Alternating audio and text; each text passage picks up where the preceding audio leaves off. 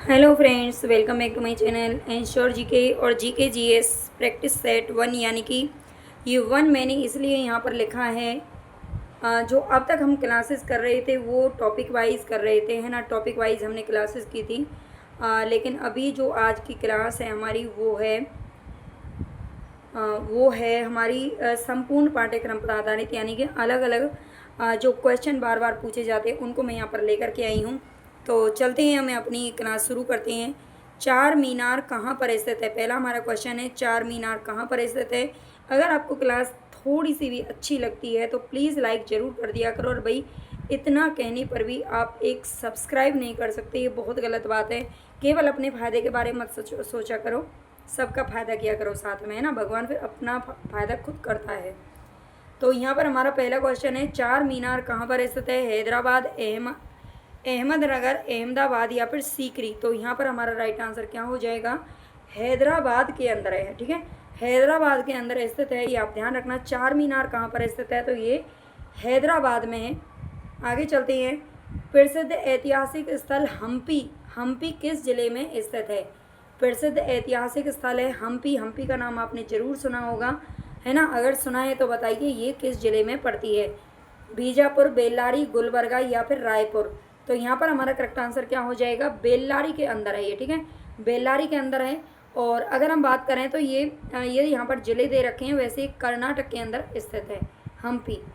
भारत में प्रथम rail line निम्नलिखित में से किसने बिछवाई थी? जो आज रेलें दौड़ती रहती हैं, वो सबसे पहले रेल लाइन बिछाने का काम किसने किया था? बिछाने का क्या, बल्कि बिछवाने का, है ना। बिछाएंगे तो वो खुद नहीं। William Dudley, Roger Smith, Lord Dalhousie या फिर वॉरेन हेस्टिंग्स। तो तीसरे में हमारा करेक्ट आंसर क्या हो जाना है? यहाँ पर लॉर्ड डलहौजी ने बिछवाई थी, ठीक है।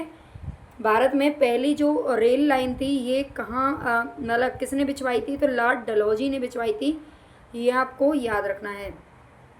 वर्ष 1853 में लॉर्ड डलहौजी ने जो पहली टेलीग्राफ लाइन शुरू की थी वे किसके बीच में थी?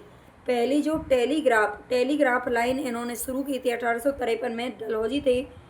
और ये किस किस के बीच में थी? बम्बई और थाने, कलकत्ता और मद्रास, बम्बई और आगरा या फिर कलकत्ता और आगरा। तो यहाँ पर हमारा 4 में करेक्ट आंसर हो जाएगा बम्बई और ठाणे के बीच में थी, ठीक है। जैसे ठाणे या थाने के नाम से जाना जाता है। मैं थोड़ा सा, मुझे कलर अच्छा नहीं लग रहा है इसका पेन का, है ना।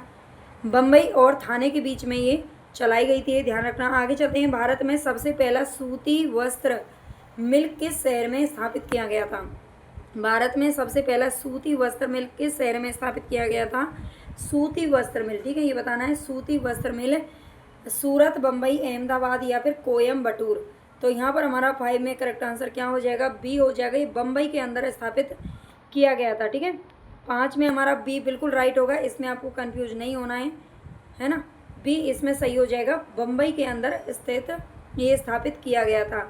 महात्मा गांधी दक्षिण अफ्रीका से भारत किस वर्ष में लौटे थे?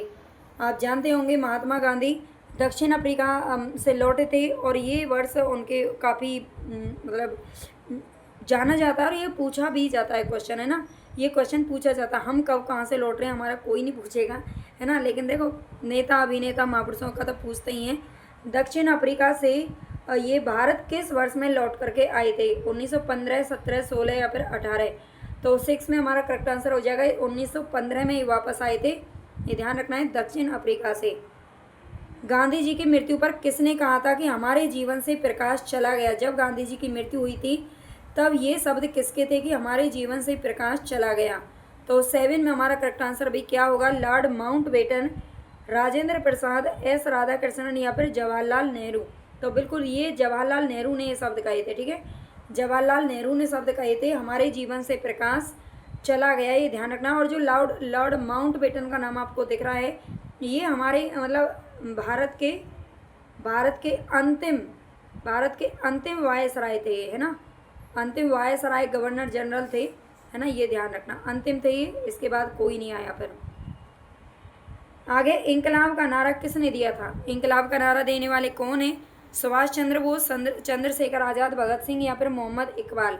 तो 8 में हमारा करेक्ट आंसर क्या हो जाएगा? भगत सिंह, है ना।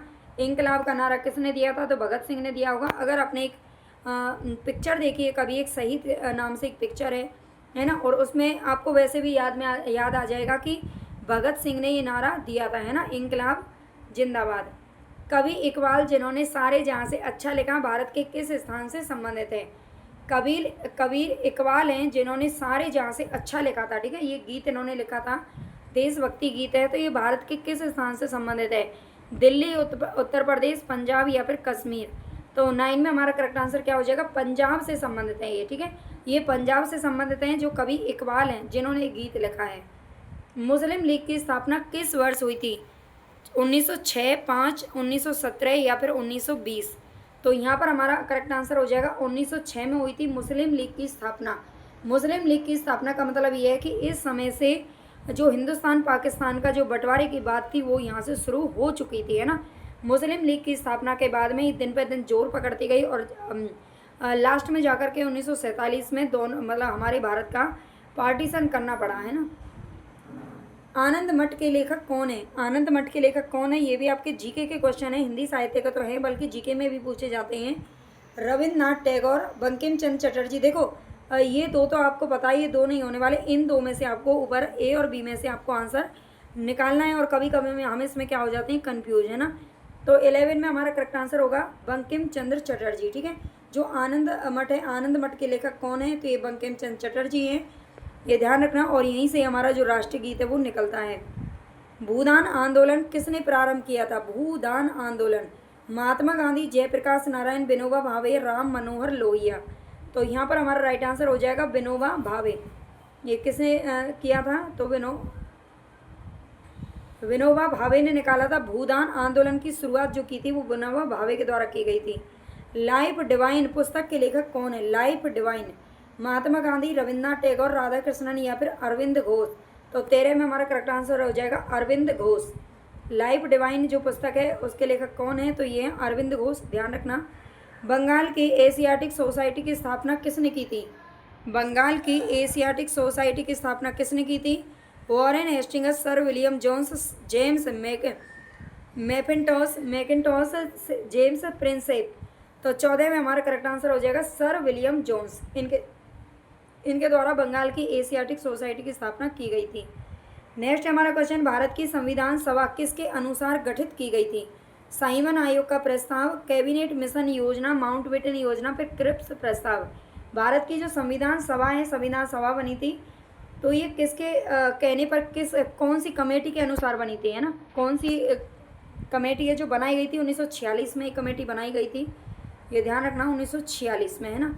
और तो कौन सी है यहाँ पर? 15 में हमारा करेक्ट आंसर कौन सा हो जाएगा? कैबिनेट मिशन योजना, ठीक है। कैबिनेट मिशन योजना ये इस नाम से कमेटी गठित की गई थी। बाद में 1947 में देश आज़ाद करवाया गया था।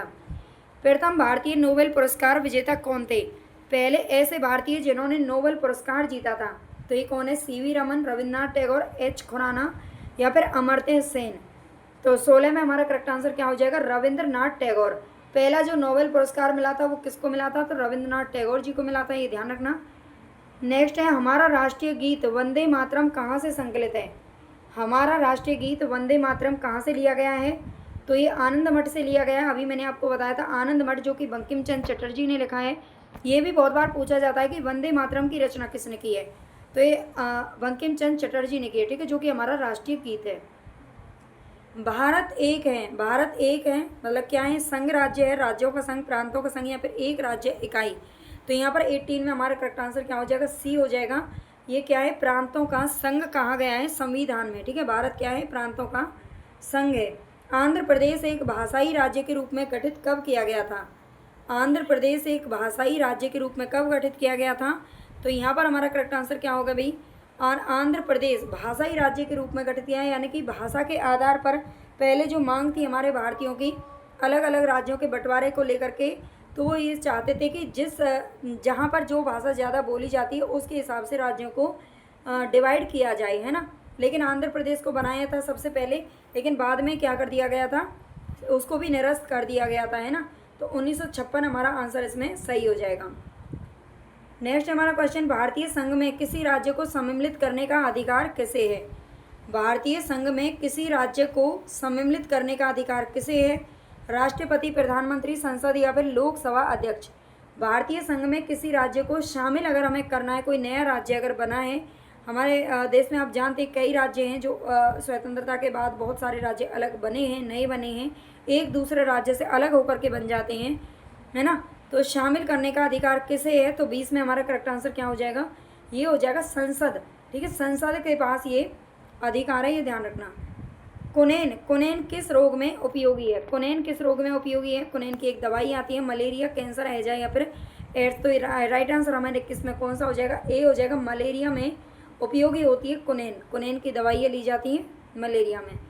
औषधि कुनैन का प्राप्ति स्रोत क्या है, जो कुनैन की दवाई है वो कहाँ से प्राप्त होती है, कुनैन किससे बनती है, सदाबहार, सिनकोना, बरगद या फिर पीपल। तो यहाँ पर हमारा करेक्ट आंसर हो जाएगा सिनकोना के वृक्ष से या सिनकोना के पौधों से मिलती है। टैक्सोल, टैक्सोल कैंसर प्रतिरोधी औषधि है, इसका प्राप्ति स्रोत क्या है, टैक्सोल है, ये जो टैक्सोल दवाई है कैंसर में ली जाती है ना, कैंसर प्रतिरोधी है। तो ये कहाँ से मिलती है, सदाबहार वृक्ष, आम, पीपल या फिर खेजड़ी का वृक्ष।